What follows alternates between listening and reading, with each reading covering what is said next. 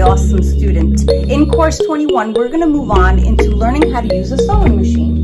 So if you don't have a sewing machine yet and you really want one, I provided for you some resources in the resources link, where they always are in my courses, of some really good machines out there on the market today, and just a place to start looking and browsing if you don't know where to start. But if you were given a sewing machine by someone like, I don't know, your grandmother or an aunt or something like that, and you're like, I don't really want this machine, I want a totally brand new one, trust me when I tell you, you don't need a brand new one. I really think the older machines were made better than today's, although today's machines are good, but don't underestimate if someone gave you a sewing machine and it works, use it. Okay, and you don't need a fancy sewing machine with like a computerized LCD screen that does all different types of stitches. You just need a basic sewing machine. So I have been sewing for years on this Nelco machine. It was given to me about 20 years ago, and it's the only machine I've been sewing on ever, and it's nice and heavy duty. I love it. It sews through everything. Maybe if you search on eBay, you can find it for like a couple of dollars. I don't know. But I know that this company's not in business anymore. And this here is a newer machine by the brand Janome, and I really like it because it is a newer machine, and it's really basic yet pretty heavy duty. All right, so the whole point of this course is to practice sewing on paper, right? So I made a bunch of these for you, and we are going to practice how to sew and stay in a straight line and learn the feel of the machine. And what I mean by that is your pedal, because these are electric machines and they're plugged in, your pedal has to be somewhere down on the floor where you feel is comfortable. And the more you press, or the more pressure you add to the pedal, the faster the needle will go. And then if you put a little bit of pressure onto the pedal, you press it down just a little, the slower the needle will go. So the whole point of practicing to sew on paper without any thread in the machine is to get the feeling of the machine and how it functions, so that when we do thread the machine and actually sew on paper, we don't make any mistakes. And this actually is a really fun thing and activity to do. So in the tutorial, I will move along and have the view of the machine, and I will guide you along on how to do that.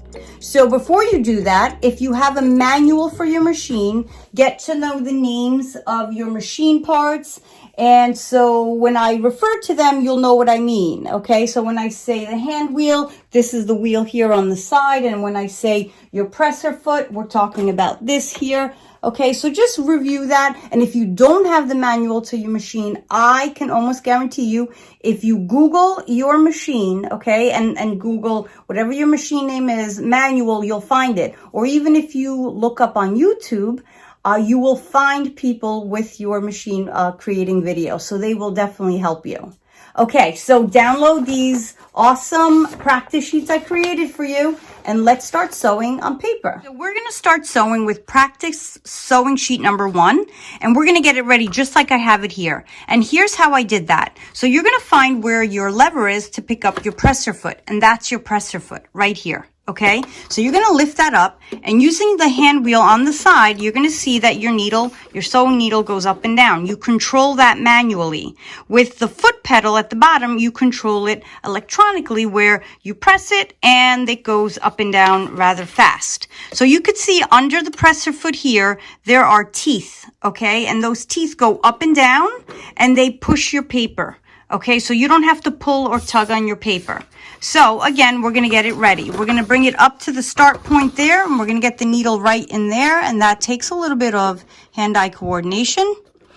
Put your presser foot down, and remember, you never ever sew with the presser foot up, okay? It always has to be down. And then you're going to gently press on your foot pedal. Slowly, as you can see, if you go very lightly, it goes slowly, but if you press fast, it goes faster. So if you are a learning sewer, okay, you are beginning, go very slow, okay? And you are going to sew your first line. And your goal is to stay on the line. Now, you are brand new with this, okay, so it's expected that you don't stay on the line the first time. That's totally fine. That's why there's so many lines here, and you could print out as many of these sheets as you need. So when you're done sewing, okay, you're going to make sure to lift up the lever, okay, and the presser foot so that you don't tear the paper out. And if the needle was there, okay, if you ended up at this point, you're going to lift and you're going to turn the hand wheel to let up the needle out of the paper. And then you move on to the second one. Okay, so you're going to do the same. You're going to practice, and then you're going to do what's called pivoting over here. And all that means is you're going to turn your sewing direction to make a corner. And let me show you how to do that. Okay, so again, hand-eye coordination. I am going to get the needle at the beginning of the line, and I'm going to sew down, and I will show you and explain how to make that turn. I'm going to actually increase my stitch. There we go.